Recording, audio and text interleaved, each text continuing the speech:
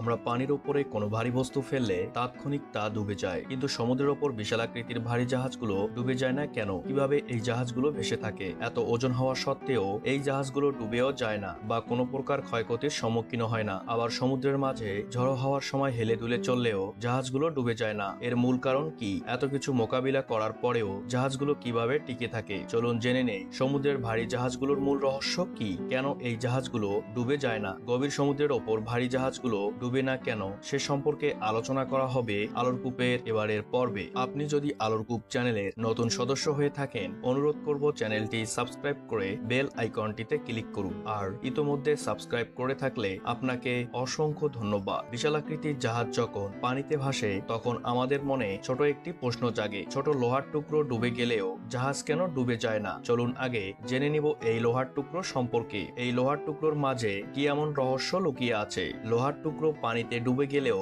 বিশাল জাহাজ পানিতে ভাসে। এর কারণ খুব সহজবোধ্য কিন্তু গুরুত্বপূর্ণ কিছু বৈজ্ঞানিক নীতির উপর নির্ভরশীল। এর মূল রহস্য লুকিয়ে আছে ঘনত্ব এবং অপসারিত পানির ওজন, প্লবতা। এর মধ্যে একটি লোহার টুকরো পানিতে ডুবে যাওয়ার কারণ উচ্চ ঘনত্ব।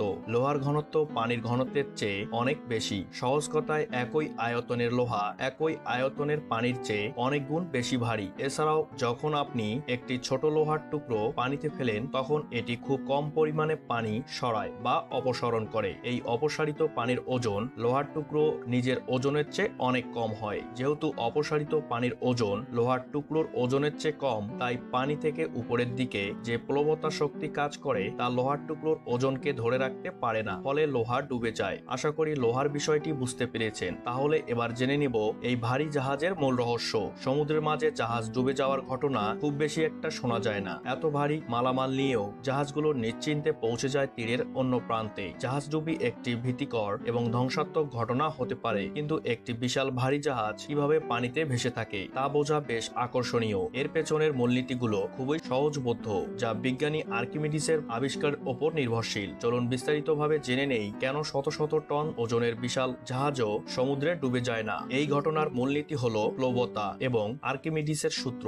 একটি জাহাজ সমুদ্রে ভেসে থাকার প্রধান কারণ হলো প্লবতা। সহজ কথায় প্লবতা হলো তরল পদার্থের সেই ঊর্ধ্বমুখী শক্তি যা কোনো বস্তুকে তার মধ্যে নিমজ্জিত হলে উপরের দিকে ঠেলে ধরে। আর্কিমিডিসের সূত্র এই প্লবতার ধারণাটি স্পষ্ট করে তোলে। যখন কোনো বস্তুকে আংশিক বা সম্পূর্ণরূপে কোনো তরল পদার্থে নিমজ্জিত করা হয় তখন বস্তুটি যে পরিমাণ তরল অপসারণ করে সেই অপসারিত তরলের ওজনের সমান একটি ঊর্ধ্বমুখী প্লবতা শক্তি বস্তুর উপর কাজ করে। এই সূত্রের অর্থ হলো একটি জাহাজ ততক্ষণ পর্যন্ত ভাসবে যতক্ষণ না তার ওজন তার দ্বারা অপসারিত পানির ওজনের চেয়ে বেশি হয়। এছাড়াও জাহাজ ডুবে না যাওয়ার কিছু কারণ রয়েছে। তার মধ্যে অন্যতম হলো জাহাজের নকশা। একটি জাহাজের নকশা এমন ভাবে তৈরি করা হয় যাতে এটি প্রচুর পরিমাণে পানি অপসারণ করতে পারে। এর পেছনের কিছু গুরুত্বপূর্ণ রহস্য লুকিয়ে আছে, আর তা হলো একটি জাহাজের নিচের অংশটি ফাঁপা এবং বিশাল আয়তনের হয়। এই বিশাল আয়তনের কারণে জাহাজটি যখন পানিতে নামে তখন এটি তার নিজের ওজনের চেয়ে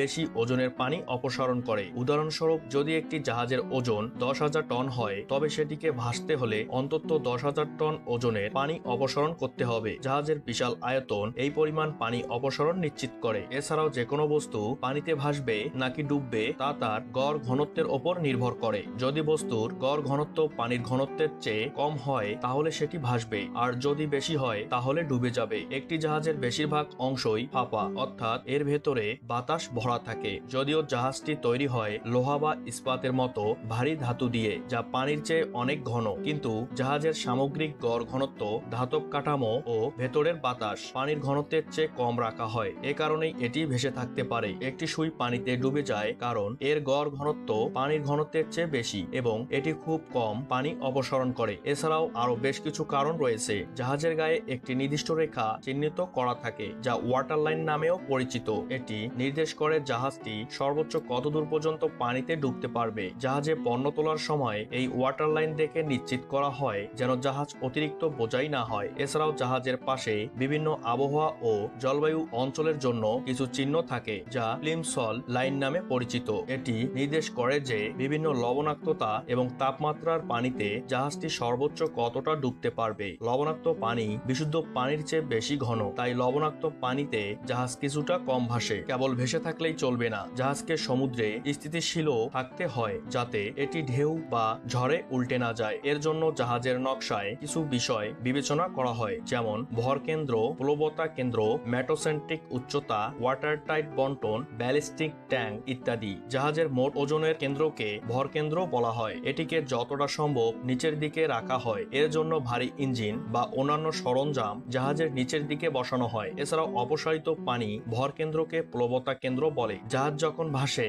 তখন প্লবতা শক্তি এই কেন্দ্র দিয়ে উপরের দিকে কাজ করে। ভর কেন্দ্র এবং প্লবতা কেন্দ্রের মধ্যকার সম্পর্ক জাহাজের স্থিতিশীলতার জন্য খুবই গুরুত্বপূর্ণ। জাহাজের নকশা এমন ভাবে করা হয় যাতে একটি উপযুক্ত মেটাসেন্ট্রিক উচ্চতা বজায় থাকে, যা জাহাজকে ঢেউয়ের মধ্যেও স্থিতিশীল রাখে। জাহাজের ভেতরের অংশগুলো ছোট ছোট জলরোধী কামরা বা বন্টনে বিভক্ত থাকে। এর ফলে জাহাজের কোনো একটি অংশ ছিদ্র হয়ে পানি ঢুকলেও সেই পানি অন্য বন্টনে ছড়াতে পারে না, ফলে জাহাজ সম্পূর্ণভাবে ডুবে যাওয়ার সম্ভাবনা কমে যায়। বিখ্যাত টাইটানিক জাহাজের ডুবে যাওয়ার অন্যতম কারণ ছিল এর ওয়াটার টাইট বন্টনগুলো ক্ষতিগ্রস্ত হওয়া এবং পানি এক কামরা থেকে অন্য কামরায় ছড়িয়ে পড়া, যার ফলে এই জাহাজটি খুব দ্রুত সময়ে ডুবে যায়। কিছু জাহাজের ব্যালিস্টিক ট্যাঙ্ক থাকে, যেখানে প্রয়োজন অনুযায়ী পানি ভরা বা খালি করে জাহাজের ভারসাম্য বজায় রাখা হয় এবং স্থিতিশীল বাড়ানো হয়। সংক্ষেপে, একটি ভারী জাহাজ সমুদ্রে ভেসে থাকে মূলত তার বিশাল আয়তনের কারণে। এই আয়তন তাকে তার নিজের ওজনের চেয়ে বেশি ওজনের পানি অপসারণ করতে সাহায্য করে। আর্কিমিডিসের সূত্র অনুসারে